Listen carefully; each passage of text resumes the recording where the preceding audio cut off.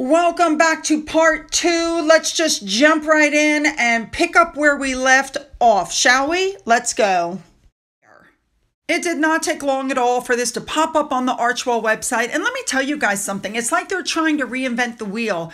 There are so many mental health and bereavement groups out there, local, state, federal, but somehow the Archwell one is going to be better because, again, Meghan seems to be hyper-focused on other people's children.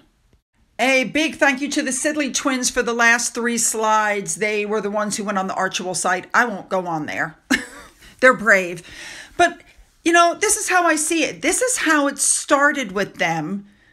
Look how close they're sitting and the joking around and everything.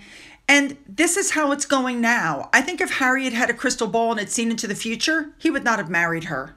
Now, several other things happened. For instance, this was the next bit of what happened during the interview.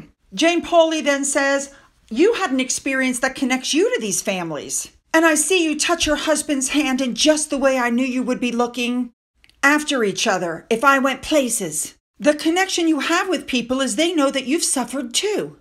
Contemplating unaliving yourself is what suicidal ideation was. And I'm dancing around this because I can see that you're uncomfortable with me even going there. And Meghan says, "I understand why you are. I wasn't expecting it, but I understand it." She says there is a through line, I think. So she's there because people are removing themselves from this earth, but she doesn't quite understand why there might be a connection to what she claimed. Huh?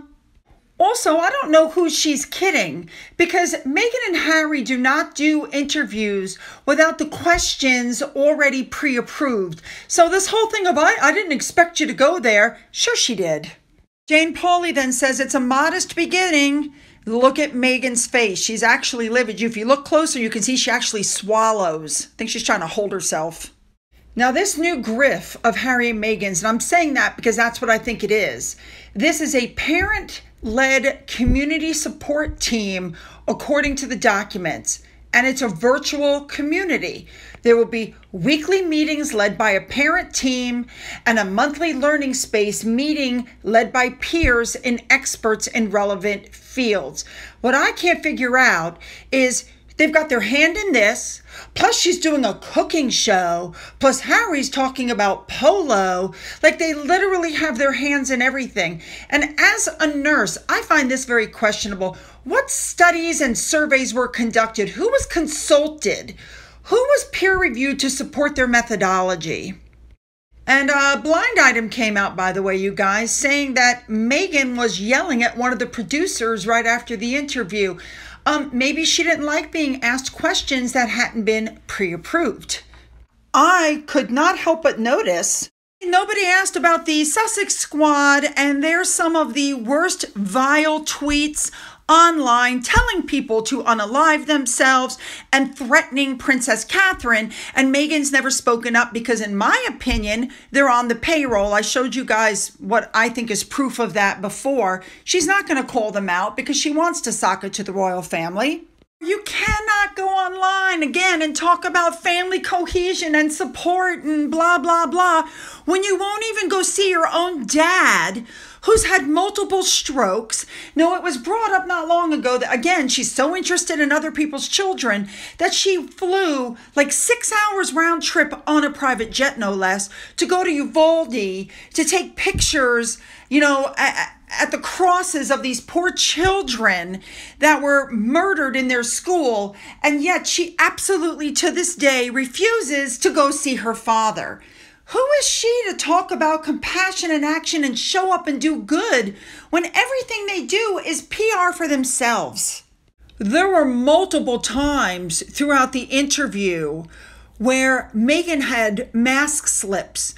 She wasn't the center of attention. She looked angry. She looked defiant. She looked bored. It was like if she wasn't the one talking, then she wasn't interested in anything that was going on with this interview, in my opinion. I have to agree with what Meghan's mole said. These two are tragedy ghouls. They go around sucking and making money off of other people's tragedies, and they try to make themselves look good in the process by pretending that somehow they're helping them. I can't help but point out that Meghan and Harry's children are 5 and 3, and let's face it, Harry and Meghan are never with them anyway. The nannies are with them all the time. I mean, when you get down to it, Harry and Meghan want to police the entire internet, and I think this has more to do with free speech than anything. These two are untrained, they have no experience in this, and as usual, they're just spouting word salad to try to get people interested in this. And I'm not showing you pictures of the parents because I feel like these poor parents were literally duped into doing this. They broke my heart with their stories. I cannot imagine losing a child. I mean, I just can't even imagine it. But the fact that Archewell is using their pain to line their pockets is just more than I can deal with. Now, I have to say that CBS and Jane Pauley did not do their due diligence. They totally failed to connect the dots. They totally failed to look at the Sussex squad. They didn't go near any of that. Everybody who does something about cyberbullying online never says to Harry and Meghan, what about your fan base?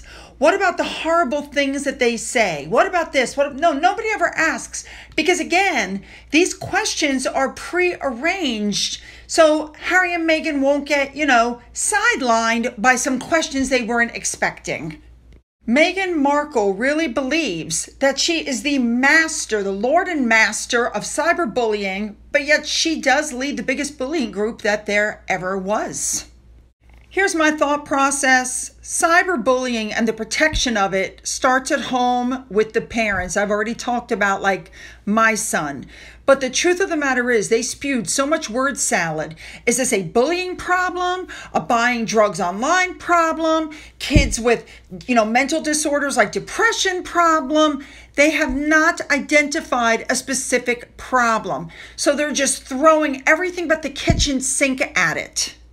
And finally, I want to point out something that Meghan Mole posted because it was spot on. In this picture, you see Meghan holding on to the arm of her billionaire friend, Jamie Kern Lima, and showing her all this love and support before she goes on stage to give a speech. Now, here she is sitting next to a woman who's talking about the death of her son, and look at how she's looking at her. All right, you guys, you know what to do. Hit the like and the subscribe button, and don't forget to hit the bell for all notifications, and then go down to the description box and you're going to follow me over to video number 3. Let's go.